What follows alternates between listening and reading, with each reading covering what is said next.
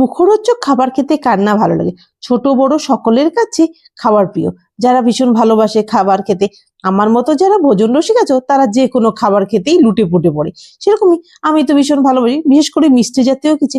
আজ মানে হলো নতুনত্ব কিছু বানিয়ে একটু মুখরোচক টাইপের। সেই জন্য কড়াইতে প্রথমে 2 চামচ ঘি দিয়ে এর মধ্যে দিয়ে নিচ্ছি 1 চামচ মৌরি। মৌরিটা দেওয়ার পর একটু নাড়াচাড়া করে এর মধ্যে দিয়ে দিচ্ছি 1 বাটির মতো সুজি। সুজিটা একটু ভাজা ভাজা করে লাল লাল হয়ে যাওয়ার পর এর মধ্যে 1 কাপের মতো আমি চিনি দিয়েছি। চিনিটা নাড়াচাড়া করার পর একটু সামান্য আগের থেকে কোরানো ছিল নারকেল কোয়া, নারকেল কোড়াটা দিয়ে অন্যদিকে আমি চিনেবাদামটা ভাজে রেখেছিলাম সেটা গুঁড়ো করে দিয়ে দিচ্ছি। এভাবে নাড়াচাড়া করে তৈরি হয়ে গেল পুরটা।